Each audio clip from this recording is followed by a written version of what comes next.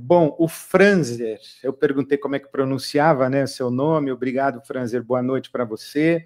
Olha, ele diz aqui que acompanha tudo. Quem acompanha você como eu sabe, já ouviu que o seu foco é pastoral, é cuidado. Sei que o senhor não investe tempo em polêmicas doutrinárias, mas eu gostaria de lhe perguntar se o senhor acha que a igreja precisa estudar temas como cristologia, pneumatologia, escatologia, dentre outros que se estudam em cursos teológicos ou escolas bíblicas, ou uma comunidade de fé passa sem isso? Olha, é uma ótima pergunta, Franzer, que eu gostaria de responder, porque sábado passado nós tivemos o Conversas Pastorais, e o tema desse ano do Conversas Pastorais é Igreja, Povo de Deus.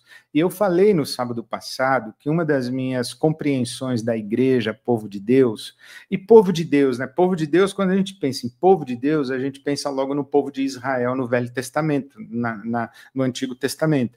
Esse povo de Deus, né? Esse povo que é exclusivo de Deus, embora Deus não seja exclusivo desse povo.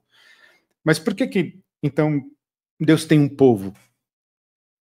Porque Deus escolhe um locus e um veículo de revelação.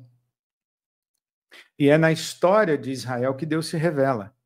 É na história desse povo que Deus se revela. E hoje nós temos a Bíblia Sagrada, as Escrituras, que está a Bíblia dividida em duas partes, né? A Bíblia hebraica, que nós chamamos Velho Testamento, e a Bíblia cristã, que é o Novo Testamento. Isso é um livro só, um conjunto de 66 livros para os protestantes, 73 para os católicos, por causa dos chamados livros apócrifos, mas a Bíblia é uma coletânea de livros, é um livro só.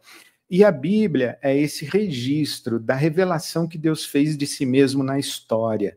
E o povo de Deus, ele é o locus prioritário, privilegiado dessa revelação. Então, assim como o povo de Israel no Antigo Testamento, a igreja, a comunidade de Jesus e dos apóstolos, aquelas primeiras igrejas cristãs que surgiram depois da ressurreição de Jesus, aquele movimento ali dos seguidores de Jesus, ali tem a revelação de Deus na história. E a igreja é essa comunidade, acredito eu, não somente que recebe a revelação, que articula conceitualmente a revelação, as discussões a respeito das grandes doutrinas da fé cristã, como a divindade de Jesus, o fato de Jesus ser, por exemplo, Jesus não é 50% homem, 50% Deus. Foi ali no Concílio de Calcedônia que a igreja discutiu e disse, não, Jesus é 100% homem, 100% Deus. Então, a natureza e a identidade de Jesus, a doutrina da Trindade, as doutrinas a respeito do Espírito Santo, tudo isso é discussão da igreja, é elaboração da igreja, que demora séculos para que isso se consolide.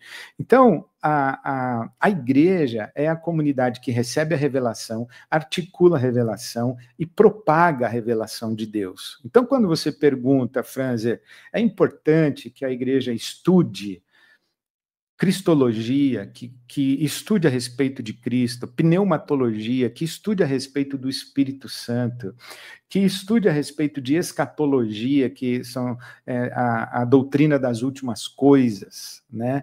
O Apocalipse, por exemplo, é um texto escatológico, mas não é o único, né? A literatura milenarista da Bíblia é muito interessante. Então, sim, não somente importante, mas é imprescindível que as igrejas tenham profundidade do conhecimento da tradição de sua história, do povo de Deus, porque é nessa tradição e nessa história que a revelação de Deus acontece.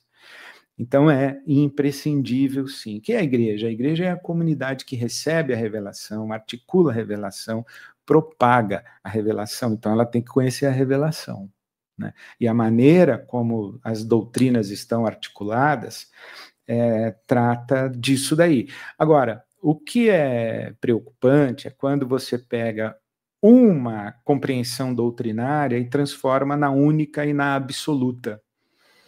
porque existem várias tradições doutrinárias, existem várias formas de articular inteligentemente e doutrinariamente a fé cristã, né? Então, a gente tem que conhecer a pluralidade dos códigos doutrinários da fé cristã.